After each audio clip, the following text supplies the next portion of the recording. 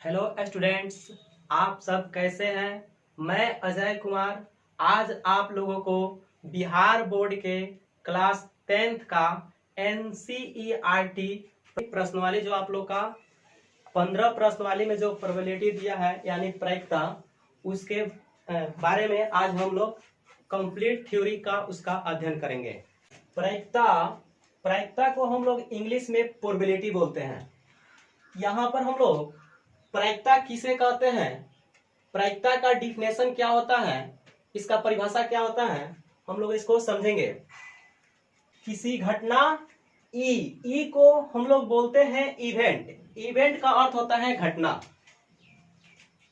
के होने या घटित होने के अंकीय यानी कि न्यूमेरिकल मान को प्रायिकता कहते हैं। यहाँ पर हम लोग शब्द मिला है घटना यानी इवेंट। इवेंट को हम लोग समझेंगे कि घटना क्या होता है। घटना के लिए सबसे पहले आप लोगों को मान लेते हैं कि हम लोग के खेल के मैदान जैसे क्रिकेट हम लोग खेलने जाते हैं, वहां पर देखते हैं कि दो टीम पहुंचता है और मैच हम लोग शुरू करने से पहले टॉस करते हैं यानी एक सिक्के निकालते हैं और सिक्के पर हेड और टेल होता है। हेड और टेल पर हम लोग क्या करते हैं, बोलते हैं कि वहां पर कि इसको हम लोग कौन सा टीम पहले बैटिंग करेगा या फील्डिंग करेगा, उसका सिलेक्शन करने के लिए हम लोग सिक्के को उछालते हैं। तो उसमें जो हम लोग जो एम्पायर होता है, खेल जो कराते हैं, एम्पायर सिक्के को उछालते हैं और उसके बाद दोनों टीम के जो कैप्टन होते हैं उनको बुलाकर और वहां पर उन लोग का जो पहले बैटिंग करेगा या फील्डिंग करेगा उसका निर्णय लिया जाता है। इसको सिलेक्शन करने के लिए एम्पायर क्या करता है, उसको अपने से सिक्का को टॉस करता है यानी उछालता है। उस वक्त उछालते वक्त वहां पर 3 घटना को शो करता है। वो 3 सा घटना कौन कौन होता है, जब हम लोग सिक्के को जब वो फेंकेगा तो वो जब ऊपर जाता है तो हेड टेल की तरफ करते हुए विचरण करता है। उस समय हम लोग उस घटना को अंतरिक्ष घटना के नाम से जानते हैं। उसके बाद जब सिक्का नीचे की तरफ यानी पृथ्वी पर जब गिरता है तो पृथ्वी पर गिरने के बाद हेड या टेल कोई एक घटना उसमें शो करता है, उसको हम लोग निश्चित घटना के नाम से जानते हैं। कभी कभी क्या होता है, मिट्टी गीली होने के बाद सिक्का कभी गिरने के बाद हेड और टेल ना आकर सिक्का खड़ी हो जाती है, उस वक्त हम लोग उसको अनिश्चित घटना के नाम से जानते हैं। तो हम लोग बारी बारी से जो निश्चित घटना, अनिश्चित घटना, यांत्रिक घटना, इस सारे बिंदुओं को हम लोग आगे बारी बारी से पढ़ेंगे। सबसे पहले हम लोग वहां पर जो टॉस कर रहे थे लोग, उसका हम लोग घटना को इंडिकेट करने के लिए दोनों टीम में से कोई एक को बोलने के लिए बोला जाता है कि आपको हेड चाहिए या टेल चाहिए यानी चित की पट। तो उस वक्त कोई एक टीम बोलता है कि हमको हेड चाहिए और बाकी एक टीम वाले जो कैप्टन होते हैं वो खड़े होकर वहां पर सुनते हैं। क्या होता है, एम्पायर जब टॉस को उछालते हैं तो वह घटना कोई दो में से कोई, जब सिक्का पर हेड होता है या टेल होता है, उछालने के बाद दो में से कोई पृथ्वी पर गिरने के बाद कोई एक ही आता है, हेड आता है अन्यथा टेल आता है। अगर हेड आता है, अगर जो कैप्टन बोले हैं कि हमको हेड चाहिए तब हो जाता है और जीत जाता है, यानी वहां पर 2 घटना शो करता है, एक हेड और एक टेल। अगर हेड ना आकर टेल आता है तो जो बोलने वाले व्यक्ति जो होते हैं वो हार जाते हैं और जो वहां पर सुनते हैं दूसरा टीम के जो होते हैं वो जीत जाते हैं। तो इसका सेलेक्ट उस पर डिपेंड करता है कि वह बैटिंग करेगा अन्यथा फील्डिंग। इसके बाद हम लोग एक यहाँ पर एक और शब्द है अंकीय यानी कि न्यूमेरिकल, इसके बारे में हम थोड़ा सा समझेंगे। न्यूमेरिकल जो होता है, ये हम लोग को जो सिक्के जो उछाल रहे हैं उस पर हेड या टेल आ रहा है, उसका जो अंक जो होता है, एक हेड आ रहा है तो उसको एक बोलेंगे और टेल आ रहा है तो उसका भी एक बोलेंगे, उसको हम लोग अंकीय यानी उसको न्यूमेरिकल मान कहते हैं। अर्थात किसी घटना ई के प्रायिकता प्रोबेबिलिटी पीई यानी कि प्रोबेबिलिटी को हम लोग पीई से सूचित करते हैं, निम्नलिखित रूप में परिभाषित की जाती है। यहां पर हम लोग देखेंगे कि प्रायिकता का सूत्र क्या होता है, यानी प्रायिकता बराबर ई के अनुकूल परिणामों की संख्या बटा प्रयोग के सभी संभव परिणामों की संख्या। इसको हम लोग शॉर्ट में प्रायिकता को पीई इक्वल यानी बराबर ई के अनुकूल परिणामों की संख्या को हम लोग एन ई से तथा प्रयोग के सभी संभव परिणामों की संख्या को एन एस से डिनोट करते हैं। इसके आगे देखेंगे प्रायिकता को सैद्धांतिक प्रायिकता यानी कि सैद्धांतिक प्रायिकता को इंग्लिश में थ्योरेटिकल प्रोबेबिलिटी कहते हैं तथा जिसे सैद्धांतिक प्रायिकता को परंपरागत प्रायिकता यानी इसको इंग्लिश में क्लासिकल प्रोबेबिलिटी भी कहा जाता है। हम लोग इसके अगले पॉइंट पर चलते हैं। प्रायिकता की उपरोक्त परिभाषा 1795 में पियरे साइमन लाप्लास ने दी थी। यानी कि प्रायिकता का उपरोक्त परिभाषा पियरे साइमन लाप्लास के अलावा और सारे गणितज्ञ ने भी अपना अपना योगदान दिए हैं। इसके बाद हम लोग का अगला बिंदु है प्रायिकता की जन्म। अब हम लोग जानेंगे कि प्रायिकता का जन्म कैसे हुआ। यानी प्रायिकता का जन्म जुए के खेल से हुई थी। पुराने जमाने में लोग घोड़े के रेस के शतरंज से जुए खेलते थे। इसके बाद हम लोग जानेंगे प्रायिकता का प्रयोग कहाँ कहाँ होता है। यानी कि प्रायिकता का प्रयोग कहाँ किया जाता है।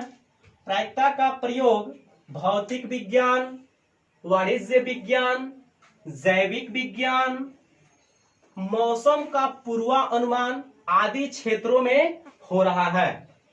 यानी कि प्रायिकता का प्रयोग मौसम का अनुमान लगाने के लिए भी किया जाता है। अब हम लोग जानेंगे इसके आगे एक ऑब्जेक्टिव क्वेश्चन दिया है जो बिहार बोर्ड में हमेशा पूछा जाता है, बहुत बार पूछा गया क्वेश्चन है, इसको ध्यान दीजिएगा लोग। The book on games of choice पुस्तक किसने लिखी है। जे कार्डेन। चलिए इसके अगला पॉइंट है संप्रायिक। संप्रायिक यानी कि संप्रायिक को अंग्रेजी में इक्वली लाइकली बोलते हैं। संप्रायिक हम लोग समझेंगे संप्रायिक किसे कहते हैं, जिनके प्रायिकता समान हो। यानी कि हम बोल सकते हैं संप्रायिक का डिफिनेशन दो या दो से अधिक परिणाम जिनके प्रायिकता समान हो उसे संप्रायिक कहते हैं। संप्रायिक को हम लोग ऐसे समझेंगे, मान लेते हैं कि कोई दो लड़के एक ही माता पिता के हैं और दोनों पढ़ाई करते हैं और पढ़ाई करने के बाद जॉब का तैयारी करते हैं और दोनों का जॉब लग जाता है तो उसको हम लोग संप्रायिक बोलेंगे। अगर दोनों का जॉब नहीं लगकर एक का किसी का जॉब लगता है और एक का जॉब नहीं लगता है उसको हम लोग संप्रायिक नहीं कर। संप्रायिक का अर्थ होता है सम मतलब बराबर और प्रायिक मतलब प्रायिकता, यानी जिसके प्रायिकता समान हो उसको हम लोग संप्रायिक बोलते हैं।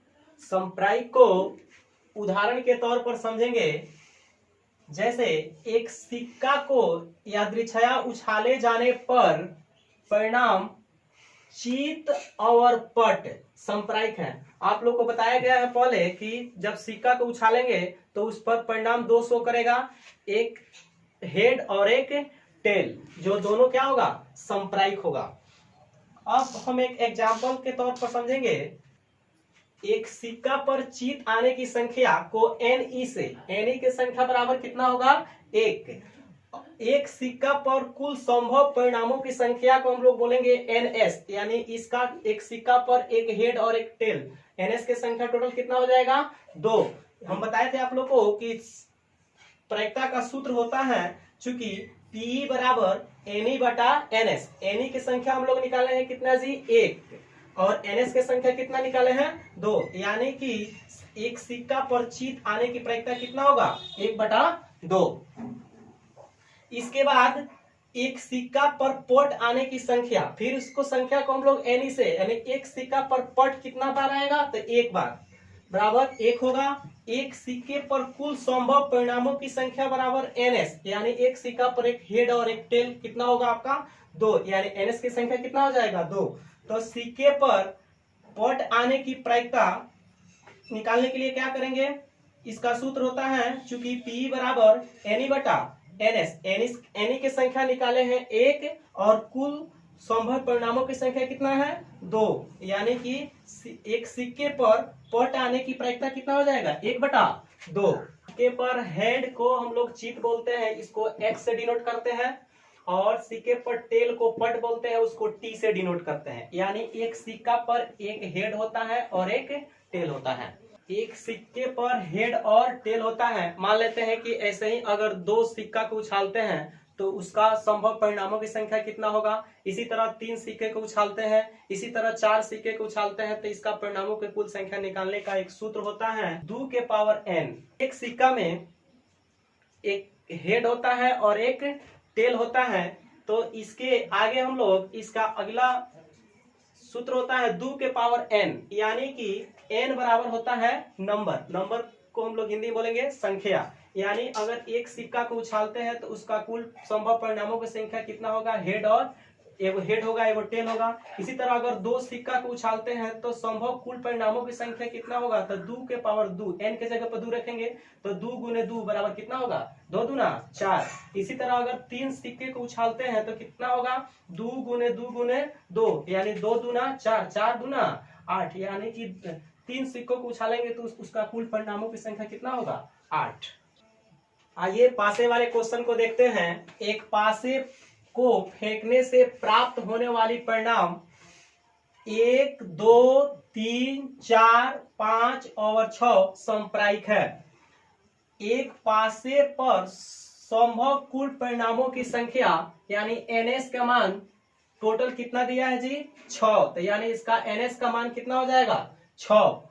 एक पासे पर एक आने की प्रायिकता आपसे पूछे तो एक पासे पर एक कितना बार दिया है जी इस पर, यानी एक बार, तो इसका प्रायिकता कितना हो जाएगा 1/6। एक पासे पर 2 आने की प्रायिकता, तो पासे में एक पासे को एक बार फेंकेंगे तो 2 कितना बार आएगा जी एक बार, तो इसका प्रायिकता कितना हो जाएगा 2 एक बार दिया है तो 1 लिखेंगे। कुल संभव परिणामों की संख्या कितना दिया है 6, तो इसका प्रायिकता कितना हो जाएगा 1/6। अब देखेंगे यहाँ पर कुछ क्वेश्चन है। एक क्वेश्चन दिया है कि एक पासे को फेंकने पर सम संख्या आने की प्रायिकता ज्ञात कीजिए। देखिए सबसे इजी है, आप लोग ध्यान दीजिएगा। यहाँ पर एक पासे को एक बार फेंकेंगे तो सम संख्या कितने बार आएगा जी, तो सम संख्या की परिभाषा आप लोगों को सब किसी को याद होना चाहिए।